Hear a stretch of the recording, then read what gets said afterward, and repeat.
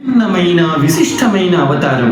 దానకర్ణుడిగా వెలుతుకెక్కిన బలిచక్రవర్తిలోని సుగుణాలను పరిగణించి చాలా కాలం ఉపేక్ష వహించాను. దాతృత్వము, ధర్మతత్పరత, త్యాగము ఒక ఎత్తు, దేవతలపై ఆధిపత్యం వహించాలనే తలంపు మరో ఎత్తు.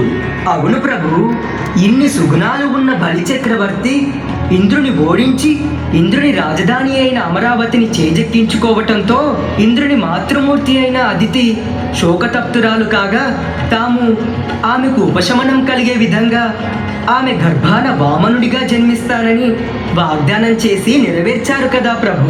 అవును నారద, శుక్రాచార్యుని ఆదేశానుసారం బలిచక్రవర్తి విశ్వాన్నంతా జయించాలన్న బలీయమైన కోరికతో విశ్వజిత్ యాగాన్ని ప్రారంభించడానికి సంకల్పించుకోవడంతో నేను వామనునిగా అవతరించవలసి వచ్చింది.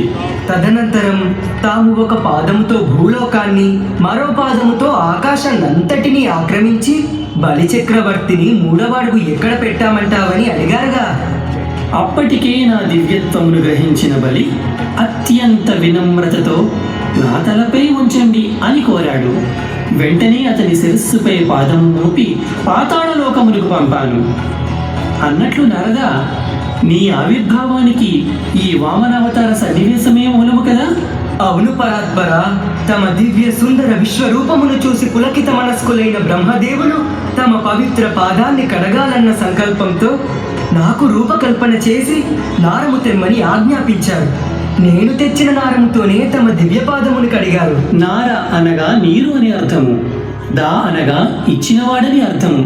కనుక నీకు నారదనామము స్థిరమైనది నారదా.